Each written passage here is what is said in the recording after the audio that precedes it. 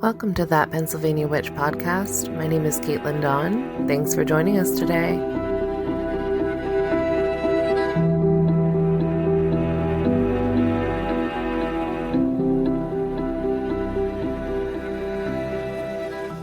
Hello, thanks for tuning into That Pennsylvania Witch podcast. On today's episode, I get to interview author Laura Perry. We have an amazing conversation about minotaurs, labyrinths, and Minoan culture. Enjoy. Good afternoon, Laura. Hi, I'm so happy to be here. I'm excited to talk to you today. You have a book that was just released on August 26th, the Pantheon series through Moon Books Publishing, about the Minoans.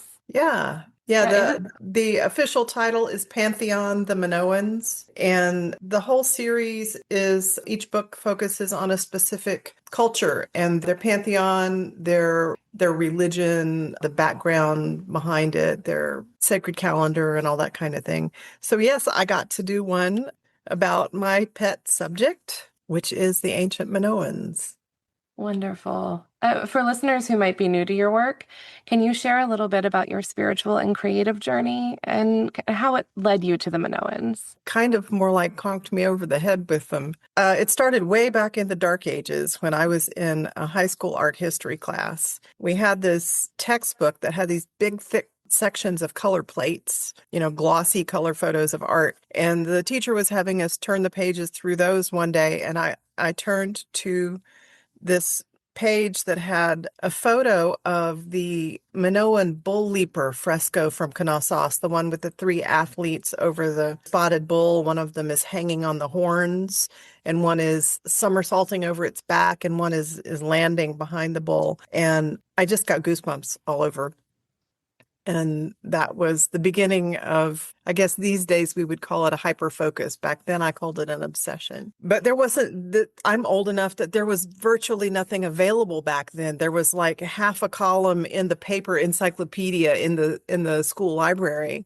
And that was it. So I had to wait. In the 90s, the archaeology kind of picked up again, and new stuff started being discovered again, and there were more books published. And then by the early 2000s, a lot of that had made its way online. And so for me, it was a long-term waiting game, kind of gathering up every little scrap of ink and paper stuff that I could until the internet came along and allowed the information to flow a little more freely. Yeah, and with that, the publication of different journals and projects that people have been working on in the academic world. Well, your book is a really great summary of that time period. I actually didn't realize, it kind of smacked me over the head when I started reading it, that the Minoan culture, the Greeks adopted some of their deities and then kind of modified the perception of some of them, specifically the Minotaur. I always felt that their description of the Minotaur just didn't align with mine. It just didn't sound right. It didn't feel like something that I agreed with. So. Yeah. Okay. So let me start this with a disclaimer. I have nothing against the Greeks. Okay. No. The things that they did with the Minoan pantheon and Minoan myth are typical things that human cultures have done around the world and across time. We borrow from each other, we modify to suit our own purposes. So they weren't like being horrible and evil or anything. They were just doing the things that humans do in culture. Of course. And I think as these deities adapt and evolve with society, with people. Yeah. But the Minotaur is an interesting case. The Mycenaeans, who were the very earliest Greeks, actually lived at the same time as the last few centuries of the Minoans. So that's where the borrowing came in. They were actually in contact with each other. And so you get deities like Rhea and Dionysus and Aletheia and all of these deities who appear in the Hellenic pantheon but have connections with Minoan Crete. The Minotaur does not appear in the Minoan pantheon because by the time you get to classical Greek culture, he's not a god anymore. And not only that, but he kind of disappeared. Between the Minoans and the classical Greeks, there was the late Bronze Age collapse, which was kind of a dark ages. kind of time. A lot of information was lost, governments collapsed, it was kind of chaotic. And so only fragments of Minoan myth made their way through. And so it wasn't until actually fairly late in the game that the character of Theseus, who is famous for going into the labyrinth to fight the Minotaur, he doesn't even show up until around the 5th or 6th century BCE, which is several centuries after classical Greek culture begins. And so he is a Greek culture hero. He's not Minoan. He developed, was birthed, however you want to look at it in terms of him as an entity, as a way for Athens to put themselves forward as the preeminent Greek city-state. There was kind of a culture war going on, as well as more literal wars among the city-states. And so he was part of their, I guess, propaganda technique. And so he had a whole bunch of stories. He did lots of things besides just go to Crete in his mythology. And it wasn't until 2 or 3 centuries after he first shows up that the Minotaur was added to his stories. It didn't even start out, it wasn't until the 3rd or 4th century BCE that he has the Minotaur added to his story. So it's a very late addition trying to reinforce Athens's preeminence. The people who did that, they found, the fragments of the stories that still existed, and they said, "Oh, we can use this." And so they did. And of course, that's what, people do. But unfortunately, that puts us in the position of, from the Hellenic point of view, having the Minotaur as a monster and Ariadne as a mortal woman, when from the Minoan point of view, both of those are deities. Yeah. Oh, So, that's a tricky one, isn't it? You also have other books. I read a Minoan Myths for the Modern World, which yeah, was yeah. lovely. You haven't, Oh, but you've been working on this topic of the Minoans for probably, you said close to a decade, longer than that. my first book about the Minoans specifically was published in 2013. So that's 12, oh gosh, 12 years. My first book was published in 2001. It's called Ancient Spellcraft. The second edition is out now. And it's what it sounds like. It's theistic magic based around, with aid from deities from ancient cultures, mostly European cultures. I was looking at it when I revised it for the second edition, and I realized that a significant portion of the stuff in there is Minoan. So like there's that major influence that far back in my writing. That's not surprising to me. Because obviously you're drawn to it for a reason. So you're the founder and temple mom of Ariadne's tribe. Do you want to talk a little bit about that? I would love to hear more about it. Okay, well that's another one of those things that sort of, you realize that's your path once you're already on it. Because after in 2013, published the first edition, or I wrote and was published the first edition of Ariadne's Thread. That was also a Moonbooks title back then. They didn't do the second edition, but the first edition was theirs. And I was so excited to have something that was specifically Minoan out there. And I thought, oh, maybe I can find, a handful of other people who are interested in this. So I started a Facebook group in 2014, early 2014. I hoped that I might get a few dozen people. And it did start kind of slow, but it didn't take long before we had a lot of people. And then it just kind of mushroomed. I was totally not expecting it. I will say, from the beginning, Ariadne's tribe has been a community effort. It's not me telling other people what to do. It's all of us working together to create a spiritual tradition. I'm sort of the project manager. They call me the temple mom. It turned out that this was something that a lot of people wanted, an inclusive Minoan tradition, because there are older Minoan pagan traditions, but they are exclusive to gay and bi men, or, they're not fully inclusive. They have somewhat narrower focuses. 10 years on, 11 years on, we've got more than 1,600 members in 45 different countries. And so, Wow, that's incredible. yeah. Well, you really are kind of a torchbearer then. People often call this having the Pied Piper gene. And looking at the website for Ariadne's tribe, the origins and the reciprocal relationships with the deities, animism in general makes more sense to me, and it always has, because I see the sacredness in nature. I can't separate that from my spiritual practice. Yeah. Yeah, and I love that you talk about reciprocity and inclusion and the relationships and the way that the deities weave together. I know a little bit about Hellenistic practices. I know that the relationship with the gods is more of a reciprocal one. Yeah. How is your relationship with your deities? It is the same. To me, it's all about relationship. There is a sense in which there's sort of my spiritual practice focuses on a combination of my ancestors and deities. And to me, that's sort of a spectrum of spirit beings. All of our ancestors and our deities are all our spirit kin. That's my perception, my worldview. And so we are in relationship with them because we are related to them in some way. We are not, um, you know, vast, all-knowing deities or anything like that, but we are connected to them from the start.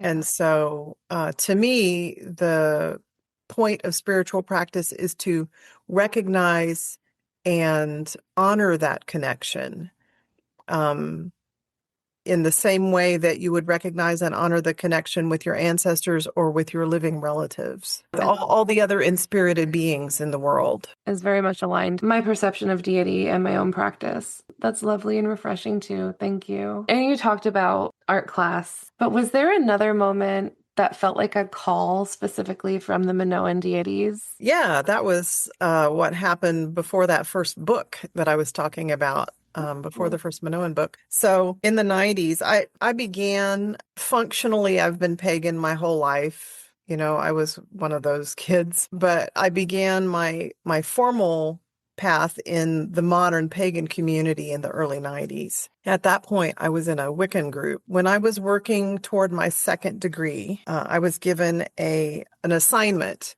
We had projects to do in addition to all the spiritual work. We had actual functional projects to do for each degree. And for my second degree, I was given an assignment to pick any pantheon I wanted and to write a year's worth of seasonal rituals and a lifetime's worth of rites of passage using those deities, using that pantheon. And so, like an idiot, I was thinking, oh, I'll do like the Egyptian or maybe one of the Celtic cultures. The entire time, the Minoans just kept kind of dropping down on me out of the sky. You know, people would mention them.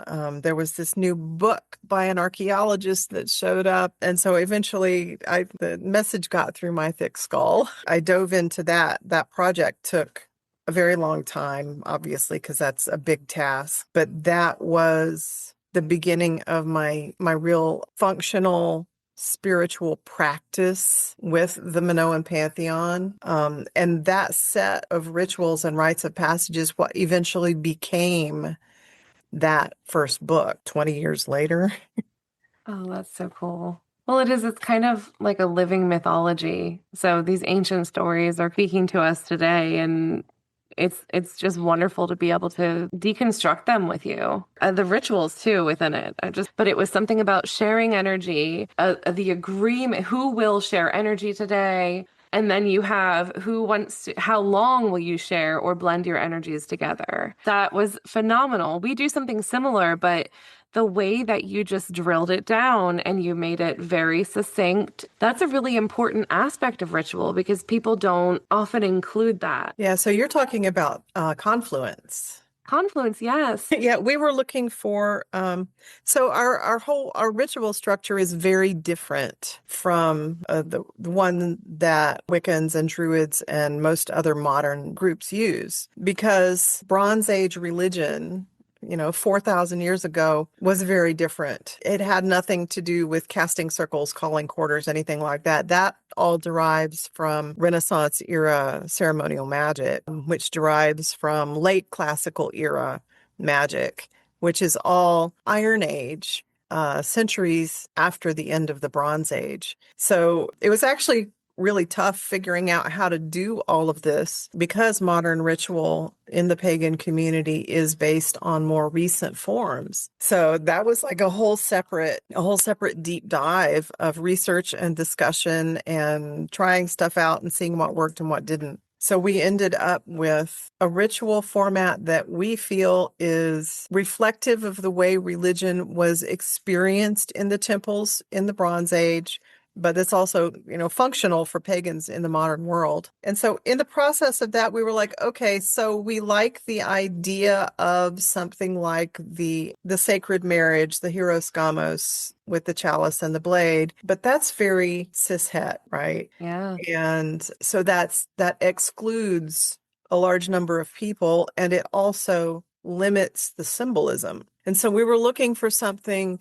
that represents coming together, because that can happen in so many different ways among humans and deities and the inspirited world around us. That can happen in so many different ways. One of our members, who sadly passed away not too long after these discussions, he gifted us with the name Confluence, because we were trying to come up with, you were talking about drilling down to, we were trying to figure out what is it that we really want to represent here. Right. And we were tossing around so many words, and Daniel finally said confluence, and that was it. And so it is symbolized by the pouring together of two streams of water, because when you pour two streams of water together, you can separate the water back out into two pitchers again, but it's not the same water anymore. So every interaction, it represents the concept that every interaction that we have with each other, with the deities, with the world around us, with our ancestors, all of it changes us irrevocably.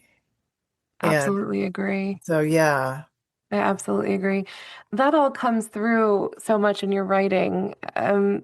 This is a living tradition for you. This is not something that you're just writing about. You're really practicing it, and that really shines through. You also spoke about how they have seasonal kind of adventures, if you will. So the rhythms of nature are, we often talk about the wheel of the year, and it's so convoluted and mixed up, and it's a mishmash of different things. But you talk about the Minoan culture and how they really have two seasons. They have the rainy season and the dry season. Yep. And so while we think about fallow fields and cold in the winter and that part of the, temperate zone areas, that's kind of the dead time, if you will. But you mentioned how we have to be mindful of the differences, because really the rhythms of nature would have shaped Minoan myth, and also, as a result, of course, your storytelling. Right. Yeah, well, in the Mediterranean, there's the rainy season and the dry season. And this is true of Mediterranean climates around the world too, like Southern California, South Africa, parts of Australia. In the Mediterranean, the rainy season begins right about now in the autumn. That's when the farmers plant their crops. That's when you plant your garden, or when you plant your grain. And it actually grows through the winter, because in the Mediterranean, unless you're, all the way up on top of a mountain, the winter's pretty mild. And that's when it's rainy for the crops to grow. And then you harvest in the spring. And then by late spring, the rain stops. And anyone who has been to a southern European, the southern coast of a European country, or any of the Greek islands, or any part of North Africa in the summer, knows that it is crispy brown and dry and hot as blazes, and nothing grows. So that is the dead season there. Yeah, and I would So, imagine that's yeah, reflected very much yeah. in their, their gnosis, and as a result, what shaped your practices today. So I just think that's fascinating, because I do kind of see that in some of the rituals that you've offered to us in this book as well, because it is a little bit unique, and just taking a nod to understand the differences there, that really came through as a central theme as well for me. Yeah, it's interesting for me because I live in the northern temperate zone. So I have sort of a dual layer of this stuff going in my head all the time. Because where I live right now, it's harvest time, and Mm. we are slowly working our way toward winter and the foul time of the year. So there is a sense in which in the Mediterranean right now, the rains are starting, and so it's the beginning of the growing time. What's the line about holding contradictory thoughts in your head at the same time? I mean, I like to say many things can be true at once, but This is, yeah. yes, yes. So one of our major myths is the story of Ariadne and the underworld. It is thought by a number of different scholars that there was a precursor or early version of the Eleusinian mysteries based on Crete among the Minoans. And so the story that we have created, the mythos that we have woven together out of the scraps that survived, involves Ariadne and Rhea instead of Persephone and Demeter. And so Ariadne spends part of each year in the underworld. She's not abducted or tricked or anything. She goes down there willingly because she is the queen of the dead. And it is part of her way of being to care for the spirits of the dead. And then in the Mediterranean, that's the summer, the fallow season. And so right now is the time when she's getting ready to come back up to the world above. And of course, the time passes differently in the underworld than it does up here. So she doesn't know when it's time to come back. So her mother has to go down there and get her and say, hey, honey, it's time. And so she comes back when the rainy season begins. She rises into our world with the first green sprouts in the field. And she is the embodiment of the grain crop. You might think of her as Jane Barleycorn. Oh, I love that. And she is with us in the world above, in the Mediterranean anyway, throughout the growing season, the winter and the spring.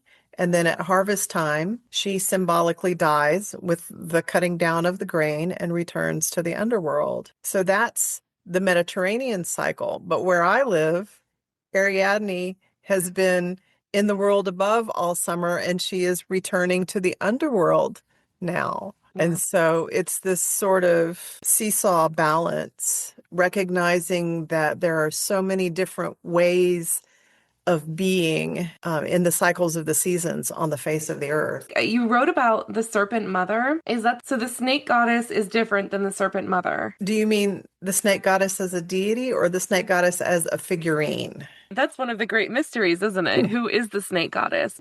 Okay, so the snake goddess, the deity, is the serpent mother. Those are two names Okay. that we use for the same deity. The figurines, there's actually more than one. There's the one where she's standing up, holding a snake in each hand, like, and then there's another one where she's covered in snakes. They're writhing all over her whole body and down her arms and up her head and her hat. And there are actually some other less fancy looking ones. There are three or four simple terracotta figurines that have snakes on their headdresses. So some people, and here again, this is an ancient artifact. We don't know exactly what the Minoans meant to represent with any of these, right? They're not labeled. We don't have any kind of text that tells us. It's up to us to determine how they figure in our own spiritual practice. In Ariadne's tribe, typically people either view those figurines as representing the serpent mother, or some people use them, especially the one who's just holding a single snake in each hand,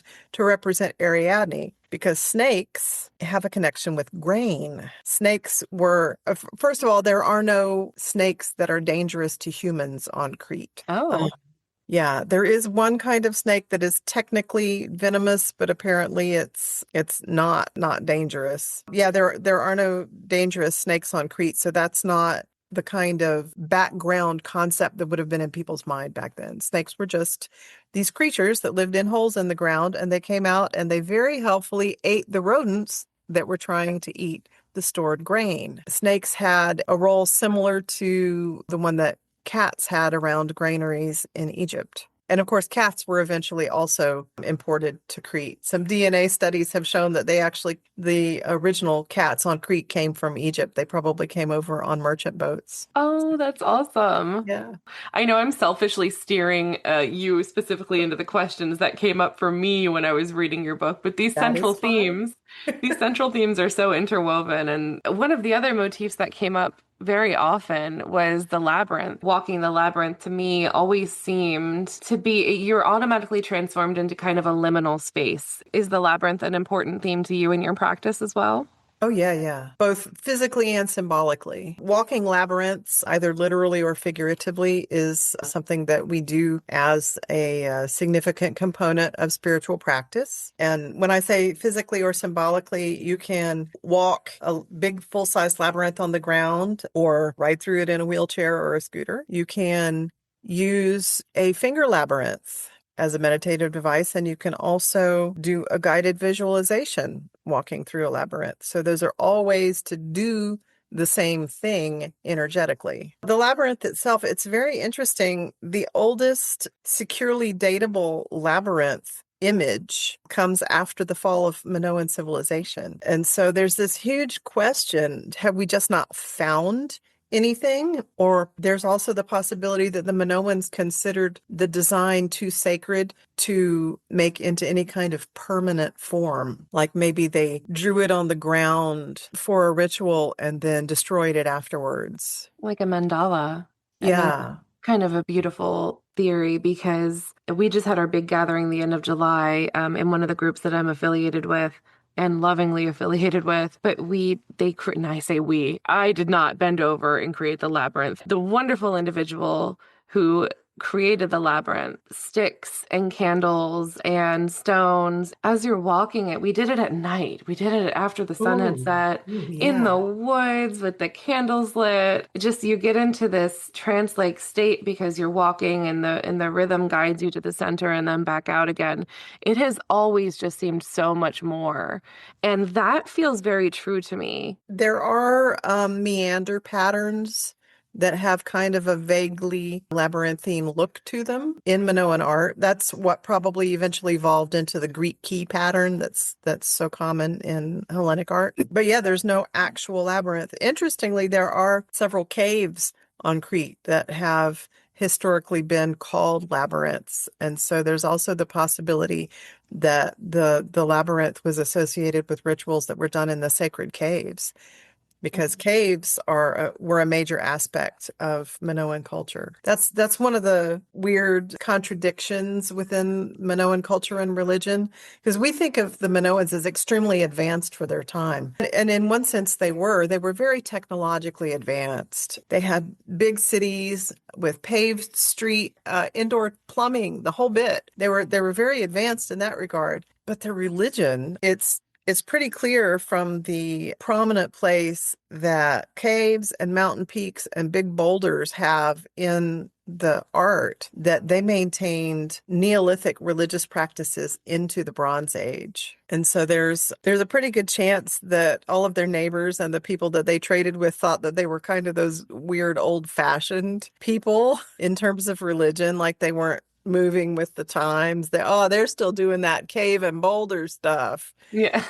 You But know, because it's so prevalent. I'm in so many different cultures, Spain and everywhere. Caves are important and they're very yeah, symbolic. In what ways do you see Minoan mythology as suited to healing, empowerment, or transformation today? How can we bring this culture into our practices today? any culture's religion reflects the relationship among the people in that culture, right? So, for instance, the structure of the pantheon itself. So, in a culture like Hellenic Greece, you've got a pantheon that has a powerful male figure as the head. You know, there's your big man, and everyone else is subordinate in a hierarchy. We could not make the Minoan pantheon fit that kind of structure. We tried. What we ended up with was a structure that looks more like it belongs to a culture that was matrilineal. And in a matrilineal culture, there is no single person who rules everyone else. All the old women, the grandmas, and the great aunties kind of collectively herd everyone around, hopefully in the right direction. But there isn't so much hierarchy. It's more like a web of interconnection, and those connections involve the responsibility for everyone's well-being. And that's what the pantheon ended up looking like. So we have the mother goddesses who preside over the family of deities. We don't even call it a pantheon within the tribe. We use that word in books and things like that so people understand what we're talking about. But we refer to it as the family of deities. And so that's is very much the same way as we think of the family of humanity or the family of life on earth or the family of the inspirited world. Instead of it being a business-like hierarchy with people with their responsibilities, they're each one has a job to do. It's more like it's based in relationship. It's based in a sense of belonging and caring. And so just from the very beginning, the foundation, the deities themselves show us a way that we can be in the world that can give us joy. I mean, one of our say we have just like any other group, we have little sayings, and one of those is "Together we are joy." And together means humans with each other, humans with our ancestors, with the deities, with the inspirited world.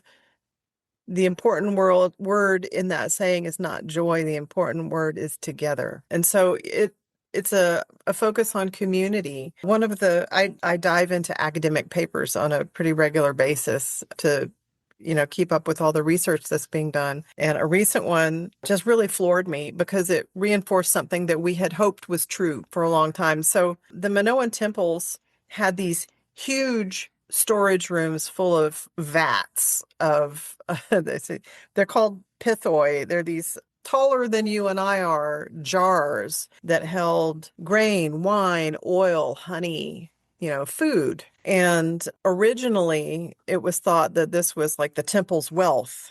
But then over time, archaeologists realized that the temples held these enormous communal feasts where they shared food with the community. And people held enormous communal feasts on the plazas in front of the tombs where they presumably honored their beloved dead. And so there's this clear practice of the sharing of food. And so we just kind of tucked that away thinking, okay, let's hope that there's more to it than just the occasional seasonal feast. And this paper examined the bones from Minoan burials of different socioeconomic classes. So poor people, median level people, and wealthy people, and they were all well nourished. So this tells us that one of the key features of a matrilineal society that anthropologists will tell you is that nobody gets left out. Nobody goes hungry. We take care of everybody. And it shows us that the Minoans did that. On an institutional level, they collected offerings, which they then distributed to the people. That's amazing. I So, was very excited to see that you referenced Dr. Marija Gimbutas in yes. this book as well, and some of her theories about matrilinear or matral-focused society have recently been vindicated. And I say recently, it's been probably, I don't know what, 10 years maybe, but it's recent. Yeah. Because I think so often in academia, we are guilty of projecting our own experience onto what we're interpreting and what we're finding. So it makes sense when they saw these large stores of grain. Oh, this must have been for people to take with them to the afterlife, or this was here because they were leaving offerings. And while that might partially be true, it seems like it was more of like a communal celebration of life with interconnectedness and sharing and not hoarding resources so that people go without. And that's what I've seen represented so often in our findings of what matrilineal or matro-focused societies were potentially like. And Yeah. that feels so true to me. It's really interesting. There was an uncovering of a society in part of Europe, and I'm going to have to look into it to find out where, because I don't remember, near London, or it found a matrilineal society because of the research where the skeletal remains that they found came from. And they found a male from far away with a family that was centralized there, that, the family that was buried there were all related to one another. That's just interesting as well, because that lends to the theory that there were matri-focused or matrilineal societies all over the place at that time. Yeah. And it's really comforting to kind of think about, even though we're in a very interesting time here, it's comforting to look back and know that there is another way. In my opinion, interconnectedness and just love, caring for one another is kind of the focus of all of that. Yeah. That's what stood out to me about the Minoan culture from your perspective in this wonderful book, and led me to go down many, many rabbit holes. I keep interviewing wonderful authors such as yourself, and then my books just keep growing and growing. Can't Oh, help I am so familiar with that. it. I can tell. You guys can't see it, but you have a lovely collection of books behind you, Laura. Oh, thank you. Yeah, I think that it's just the position of nature and the interconnectedness within the Minoan culture, it, of course, wasn't perfect. But I couldn't believe when I read that you recommended, if you were interested in learning about that portion of Minoan astronomy, you referred us to the Uppsala Archaeoastronomical Project. Yes. I was just in Gamla Uppsala. It's just so funny how these things kind of interlace together. I think that's a really interesting concept as well, looking at the fact that they were using advanced mathematics and plotting the stars well beyond my own understanding of math and angles and all of that, construct these temples. And I just think that's fascinating too. Yeah, I mean, that's a big part of how we managed to structure the sacred calendar was by using the astronomical alignments that the Uppsala project had identified. We knew that we didn't want to start with the eightfold wheel of the year because that's a modern construction, but we didn't know what to start with. And so we had that. Back then, the project had a freestanding website. You have to look for it on archive.org now, the Internet Archive. The work that this team did at Uppsala University just was astounding. They actually visited a lot of different sacred sites on Crete at specific times of year in order to take measurements of sunrise and sunset and the risings and settings of stars and other planets. And so, yeah, that's how we initially framed the sacred calendar, was with their research. It's fascinating. We went to Uppsala and the museum was closed that day, but we're walking around these mounds, and I actually found out that it is very likely, in fact, it was likely, after I did some genetic research, that some of my ancestors were buried there. Oh, So we wow. were drawn there, and just walking around, it was beautiful. And we visited in January, so there was snow on the ground. So the mounds were covered in snow, and it's just so funny how close I was to learning about this project before talking to you. Yeah, And unfortunately, the museum was closed, but then reading about it in your book, I was like, are you kidding me? So now I have to go back, obviously. of course.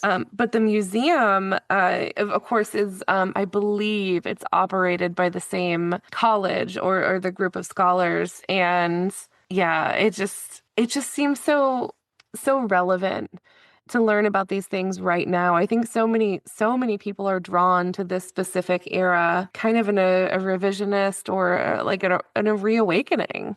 It's just a fascinating concept that so many people are walking down those paths together now. Yeah. Yeah. I mean, they were not a utopia by any stretch, but there are a lot of things we could learn from them.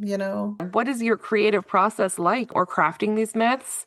Do you begin with research or ritual or story? It depends on the individual project. I am a spirit worker. Some people use the term shaman. I'm not comfortable using that as a white Western person. I am a spirit worker, so I do spirit journey kind of stuff. Most of the mythos in general that we have created within the tribe, we have started with the calendar. The mythos is inextricably interwoven with the cycles of the seasons. And so that's always the starting point. So like what happens at this time of the year? What are the deities doing? What is nature doing? I guess the foundation for all of it is what you might call the hard evidence, the archaeology. One of our board members is a dance ethnologist, and she has been invaluable in providing it. Yeah, she specializes in the Mediterranean. She has been able to dig out information that you can't really see from any other angle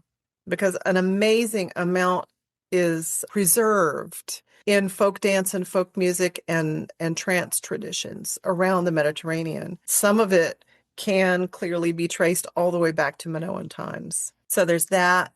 Comparative mythology.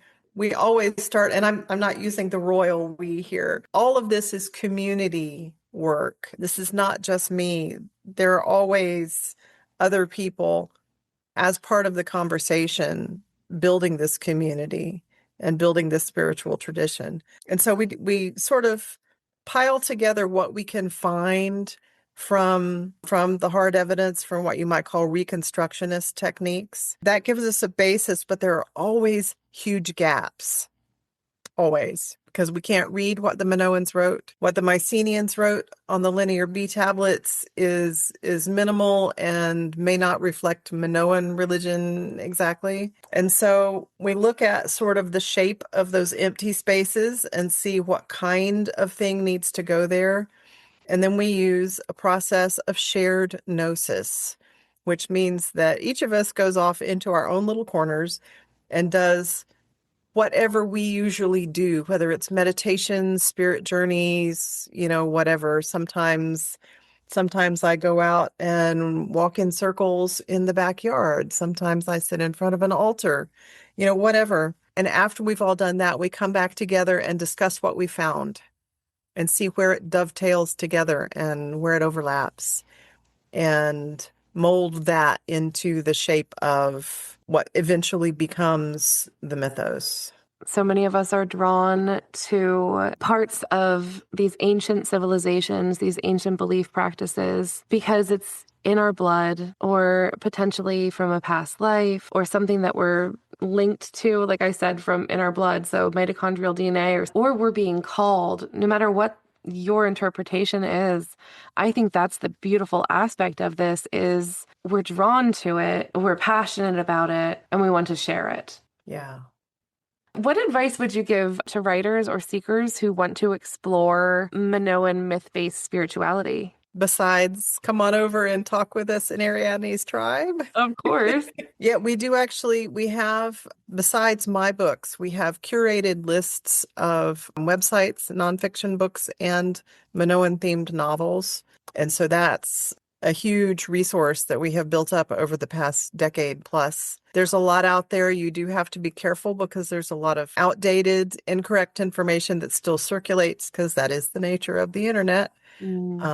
Depending on your proclivities, you could always dive into a website like academia.edu, which is full of research of varying degrees of usefulness and accuracy. But, as with anything, use your common sense. Anyone who has an interest is invited. We have a Facebook group and a Discord server. Wonderful. I'll link them, of course, but some people don't read those. So how can they find what is the name of the Facebook group if they're to search for it? Oh, it's just Ariadne's Tribe. Lovely. It's not nothing fancy, easy to find. And the Discord server is private, but I'm pretty easy to contact. And I also post invites to it in the Facebook group on a regular basis too. But I know a lot of people aren't on Facebook anymore. So please feel free to contact me, like from my website, and I'll send you an invite if you're interested. Great. Thank you so much. Book, which was released on August 26th. Of course, there's many books that you can purchase. If you want to take a look at Laura's website, there are links there as well. Where can we find this lovely book, your newest book, through Moon Books Publishing? It's everywhere. Where's your favorite place? My favorite place is bookshop.org. That's one of my favorites. That'll be linked, the link to our podcast. Of course, you can find it on Amazon and elsewhere, but I want to thank you again for coming to chat with me today. This was a really big treat for me to get to pick your brain and ask you all the questions that kind of bubbled up to the surface after reading your book. And I can't wait to see what comes out in the future. Well, thank you. It has been a pleasure. You're a lot of fun to talk with, and I appreciate your enthusiasm. A lot of people are kind of daunted by the whole Minoan thing because it's a little alien and it's not a subject that usually even comes up in like school history classes. So, If I'm being honest, I think I was kind of pulled to you because recently the Melissae, the bee priestesses have been coming up so much for me in meditation. I even designed a group ritual around them. We made bee watering stations, and I just ooh. couldn't figure out why. And then learning about all of these different parallels between the matrilineal belief systems. And I've already requested to join your Facebook group. Okay. So I'm sure you'll get the notification if you're an administrator. But I encourage all of you to go out and to look up Laura's offerings because they really are very wonderful. Thank you for coming on. Oh, thank you so much.